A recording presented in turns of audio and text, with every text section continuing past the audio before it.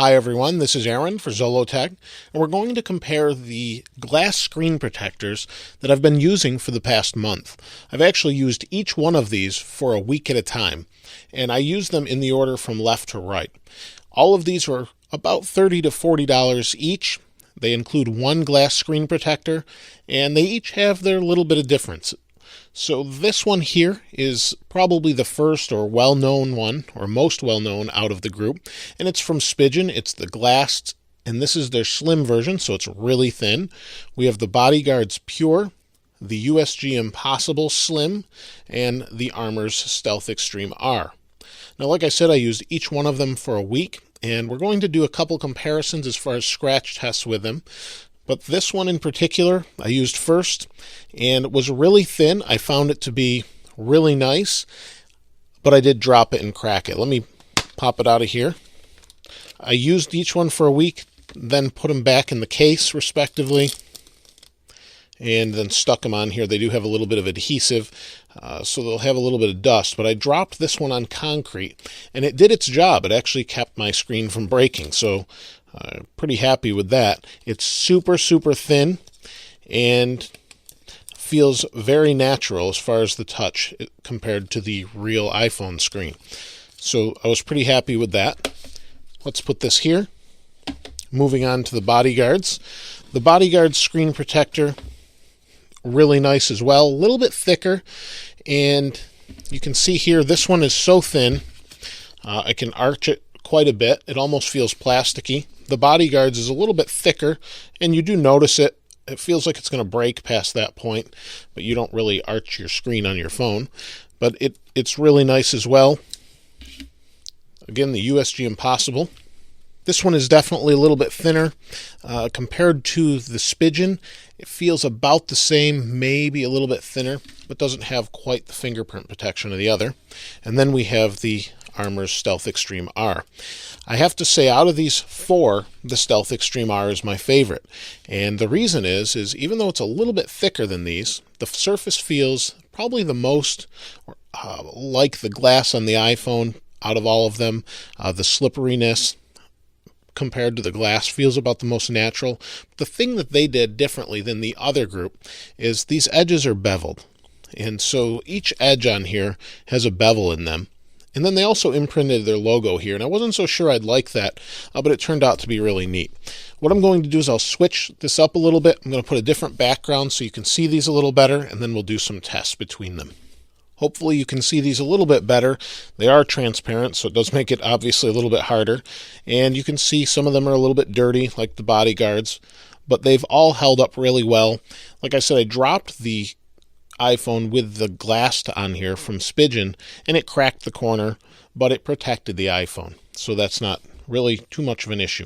Now, to compare them individually, the Spidgen version has an oleophobic coating, as does the Bodyguardz and the Armorz Stealth Extreme.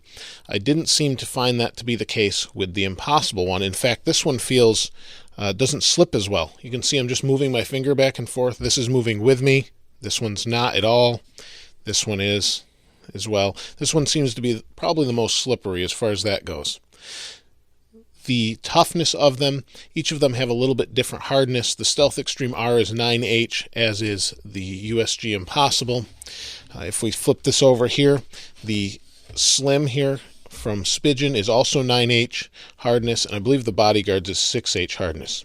However, I didn't actually have any of these scratch. So what we're going to do is see how they flex, see how they scratch, see if we got any scratches on them whatsoever, and then I'll give you my overall impression of all of them.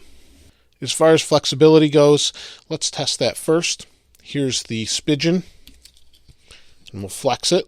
Pretty flexible, and that's not going to matter too much, but it does help if you were to drop it as far as durability. The Bodyguardz, not as flexible, and you definitely feel it because it's thicker when you have it on your phone, as far as the lip on there. The USG Impossible, pretty flexible. Definitely thinner. And the Armorz Stealth Extreme. Flexible, not so much this way, but it has this nice beveled edge on it, so a little bit different there. As far as scratchability, I've got a little test I'm going to do. I actually have my keys here from my car. I'm going to take one of these off. I've got my car key. I'm going to scratch each one of these 10 times.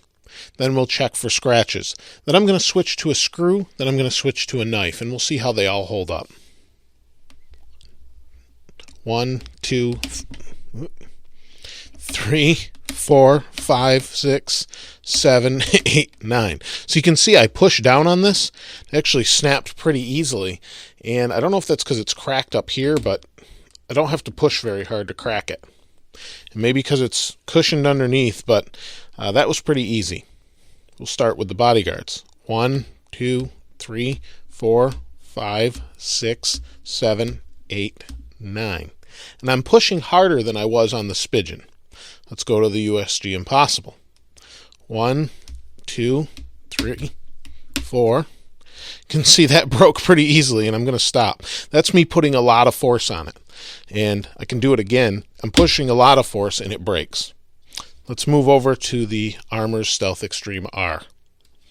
1, 2, 3, 4, 5, 6, 7, 8, 9, 10. Now I'm pushing a lot harder than I did on any of these on the Stealth Extreme R, so that was pretty impressive. Now you can see the slimmer versions already lost this. They're useless at this point. In fact, this doesn't take much pressure at all, and I don't have a super hard surface underneath it, but I want to kind of see how strong they really are. So if I just push right here, it'll fracture. Let's push over here. Nothing. This is the Bodyguardz. 3, 4, 5, 6, 7, 8, 9, 10. And since we've already ruined these two, we'll just go over to the Armorz. 1, 2, 3, 4, 5, 6, 7. Pretty hard, both of those. Finally, I have a knife. This is a very sharp knife, and we'll just scratch it like this. 1, 4, 5, 6, 7, 8, 9, 10. And we'll move over to the Armorz. 1, 2, 3, 4, 5, 6, 7, 8, 9, 10. You can see how hard I'm hitting that. This one will just crack again, I would think. They don't take much pressure under those keys for some reason. So that's pretty much it as far as those tests go. Let's see what kind of scratches we have. Obviously, the two slimmer versions did not hold up very well, so we're going to count those out for now. I do like them on the phone a lot, but if they're not going to hold up over time, if they get dinged a little bit, like I said, I cracked it when it landed in this corner, and it's done for. So here's the Bodyguardz. It held up pretty well. Let me take this back protector off it, see if we can see any scratches whatsoever.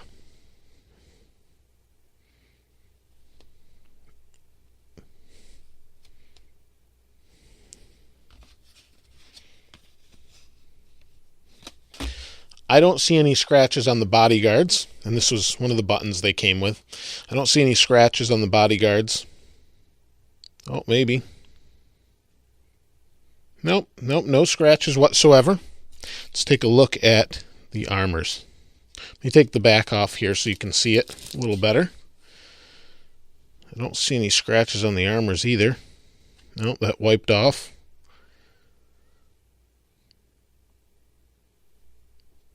And it's picking up all sorts of lint, but that looks pretty pristine. I don't see any cracks whatsoever, and I'm pretty impressed with that.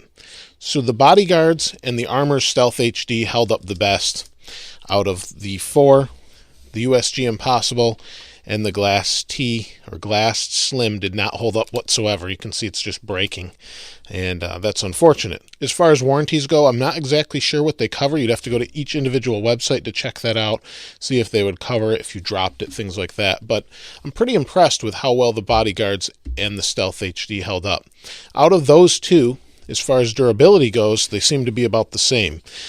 But I do like the Armorz HD just because of this beveled edge. It really makes a difference and feels really nice when you touch the button area here.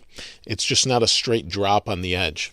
And so they're all great, but they all have obviously some weaknesses and a little bit of differences. And I would love to hear what you think as far as your opinion on these.